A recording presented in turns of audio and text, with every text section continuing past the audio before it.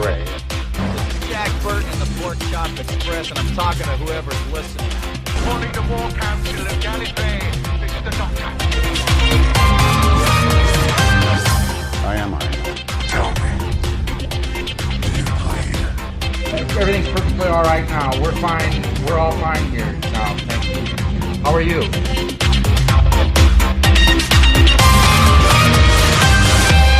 Hello and welcome to the latest episode of the Following the Nerd live show. Your weekly month. What are we? We're random. Do you know what we are? We're spontaneous. Yes, we are. And at this point in our Following the Nerd relationship with you, the listener, you have to have a little bit of spontaneousness in any relationship. Otherwise, it just gets stale.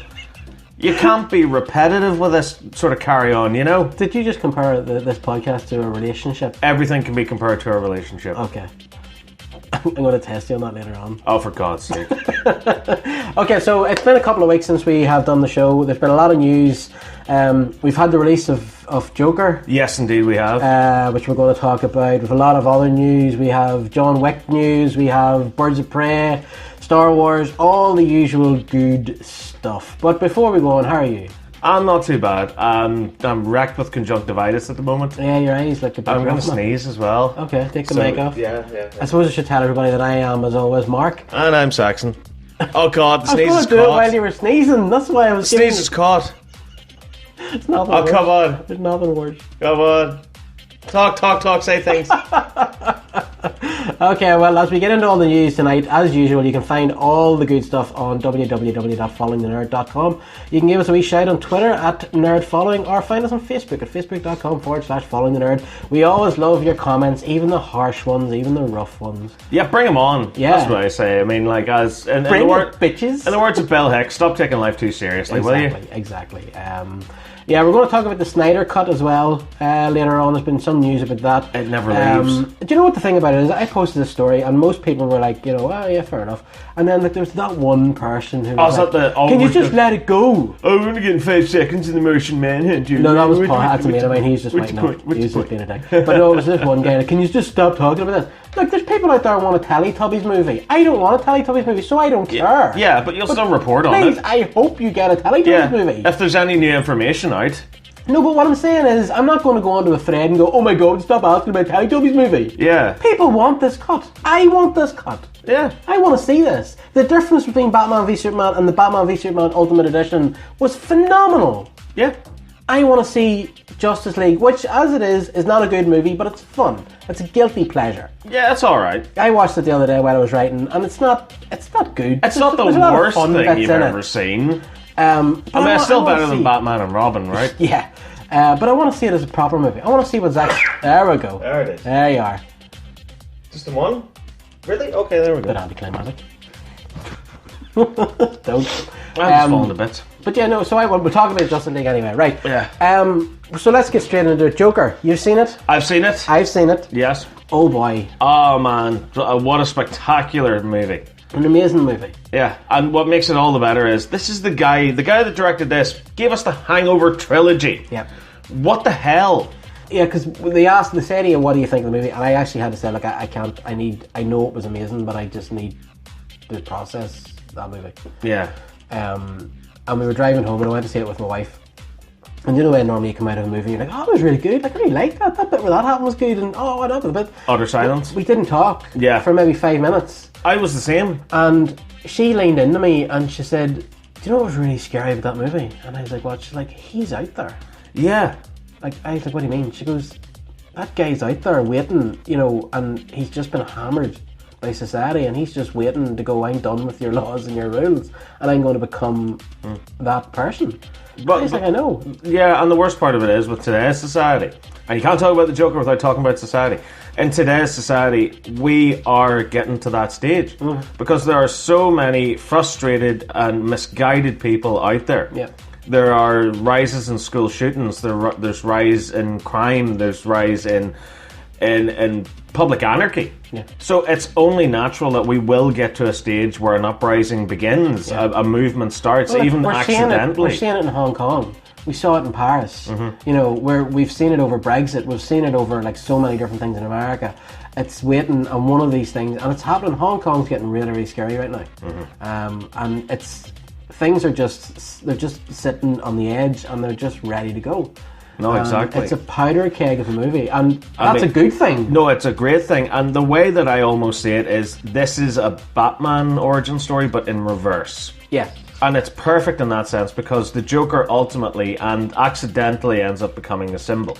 He's just a symbol for crime and anarchy and rebellion, as opposed to Batman that's a symbol for fear me, I am the night, you know, criminals beware. What the thing that I loved about it so much was the way that Joaquin Phoenix chose to come at the role.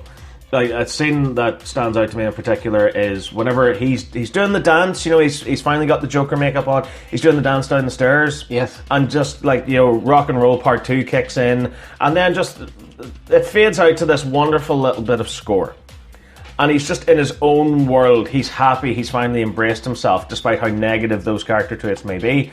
Then the two cops spot him at the top of the stairs.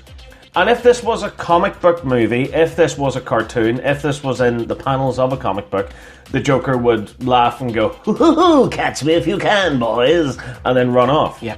Whereas this is so real and so human that he panics. It's so good, and it is actually quite funny, because he's coming down, he's so fucking confident and cocky, you know, yeah. And the next thing you just see, and he's literally like, oh shit! He has to run. It's actually a really, really, and you know, whenever I came out of it, right, I was like, right, you know what, I really like that, I thought it was amazing, but I don't care if I see it again because, but you know what, the more and more I've been thinking about it, the more I really, really want to go back and see it again. Yeah.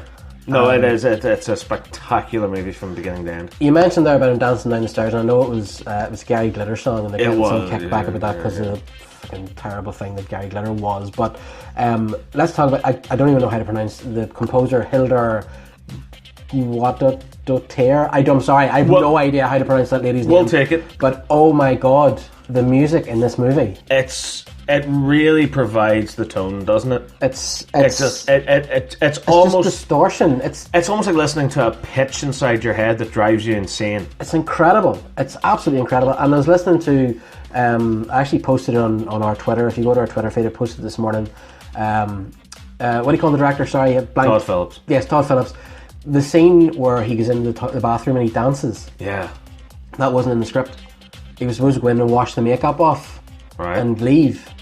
And apparently the composer and Phillips and Joaquin Phoenix were all together, and they were Phoenix and him were saying like, this doesn't feel like what Arthur would do here. Yeah. And they were listening to the music, and he just started dancing, and the two of them apparently looked at each other and were like, that's the scene. Yeah, that's the scene. And the scene is just so amazing, and it's so powerful, and it's so crazy. It's one of the most standout moments of the movie. It's so good, and it's just this perfect deconstruction of modern man, I think. And we live in a world where you're seeing a rise in suicide, and you're seeing so many men, and you know, this isn't a sexist thing, but men are in a really dark place right now. We're being demonised. But we're also feeling very impotent, I think. Yeah. Well, see, but I think it's more to do with the fact that to be a man is being repressed almost today. Yeah. Where, like, if you're a man, you know, like, you want to go out, you want to work with your hands, you want to build something, you want to swear, you want to smoke a cigarette, you want to drink a beer, and you want to appreciate a beautiful woman. And all these things are being, like what I fear the most is the next generation coming in, because they'll be raised by a bunch of people telling them, you can't think this, don't say that, don't feel this way, repress that. Yeah. And it's going to make things worse and worse and worse. Yeah, but I just think this is the deconstruction. And I think it's very, very clever as well. And the reason I think it's very clever, I was actually talking to Mark McCann, who does the show with us sometimes, about this on the way up here. Because he's going to go and see it tonight, and he hasn't seen it, but he knows everything about it, and he just wants to talk about it, even though he hasn't even seen it yet. And the clever thing about it is that it's getting people in, and people are thinking about it, but most people are going in thinking it's another Batman movie. But it actually challenges you, and it deconstructs so much of what we're experiencing right now in society. See, the thing is, I know this is going to sound basic as hell to say this, but it's not a Batman movie, it's a Joker movie. Yeah. And what I mean by that is that it's taking the lore of Batman and putting the spotlight squarely onto the Joker. Like, for all we know in this universe, this is a world where Bruce Wayne doesn't become Batman. Yeah. Or this is a world where Bruce Wayne becomes an evil villain character called Batman. We don't know, because the way that I saw it, especially by the time that the end credits rolled, was that this could have all been in his mind. Yes. And he could have just been in the loony bin from start to finish. Because it's the same actor that plays the lady that's talking about the start and at the end, isn't it? Because I want to know, if it is, then it puts a whole different slant in the movie. If not, I think they've deliberately cast two people that look similar, they put them in roughly the same outfits, the same hairstyle. I swear to God, I've just been to wondering bookend this. that. I swear to God, I've been wondering, is that the same actress? Because if that's the same actress, it puts a whole different slant I in the mean, movie. I've only seen the movie once, Same here. so like I'm eager now to go back and watch it When it again. opened in that scene, I was like, is that the same woman? Yeah. And But the only difference is that at the start of the movie, when Arthur Fleck goes to talk to her, he's in an office, like a rundown sort of Gotham But health that could be agency. in his head, That could you be know? in his head, but at the end, it's shot exactly the same. It's a visual bookend almost. if you notice, the last scene as well is a while in the future, because his hair is grey, and Arkham seems to have been done up, and yeah, it's a lot. But the thing about it is, this whole controversy about how it's supposed to be, it's a movie about incels, or personally I feel it's more like a movie about Antifa, but anyway. Arthur doesn't want to be. Arthur, the whole way through the movie, he's asking for help. Yeah, and it's just wants it's help. the rejection of help. And all the people in his life, like Zazie Beetz' character, his mother, even Thomas Wayne, and the psychiatrist, all the people that he needs help and support from, they all, in different ways, disappoint him. Yeah. And it's just, even Murray, Robert De Niro's character, who, by the way, De Niro was amazing in this movie. And if you look at the parallels of the character that he is on TV, where he mocks Arthur, Joaquin Phoenix's character, but whenever he meets him face to face, he's actually very nice. Yeah. And that's the world that we live in as well, because all these people on Twitter are nasty, horrible people, but if you met them in real life, they wouldn't be that person. Because on a public platform where they have a wider reach, they can get away with saying these Whereas things. in face to and doing face, these things. you get a punch in the face. Exactly. Hashtag toxic masculinity. And also on top of that, I love that fantasy sequence that Arthur has whenever he's watching the TV show with his mom, and he imagines being in the audience. Yeah. And he gets invited down, and he's like, "You're special. Yeah. We get it. For one shining moment, here's your little spot on the podium." Yeah. And I absolutely adored that. The whole movie, it needs to be seen. And is it violent? Yeah, but It's less there's violent really only than I was one expecting. scene of violence in it. No, two. He only kills two people, doesn't he? I mean, He kills 6, I think, right. Oh yeah, I suppose. in total. And also, there's a lot open to debate in the movie as well, because when you get, and now obviously spoilers, but when you get the reveal about Zazie Beetz' character, yeah. straight after he leaves her apartment, he's sitting alone in his own apartment, and you see sirens go across in the background. Yes, I noticed that. So, did he hurt her? Did he kill her? Yeah, it's Did left he very wig out? ambiguous. It's left open to interpretation. I don't think he killed her, because there's a point later on where they talk about the people he killed, and she doesn't fit into the tally. Yeah. I don't think he killed her. But I don't know. I need to see it again. But there is so many different... there's so many different ways. And it ties so well into, the history of the Joker. Remember that famous line in The Killing Joke where he says, if I think about my past, I prefer for it to be multiple choice. Yeah. And that's exactly... this still isn't the definitive story of the Joker. It's not, because it's so open to interpretation. Yeah. And I mean, strictly on a visual level, it's open to interpretation, because there's a scene where he comes home and he puts on the answering machine. Mm-hmm. And I don't know what it was. I think it was one of the doctors telling him that, we can't give you your pills anymore or anything like that. Yeah. And he's just nonchalantly pulling everything out of the fridge. Yeah. And then he climbs inside He of it. gets inside it. It's like a cocoon. Yep. I think that is the point where Arthur Fleck dies and the Joker is born. Yeah. He's Well, in that his makes sense, infancy, but he's born. And it's done in an almost, I need to shut myself away from this world. I can't live in it. I can't be a part of it. I need to die. So the closest thing he can find to lock himself away in is the fridge. Mm-hmm.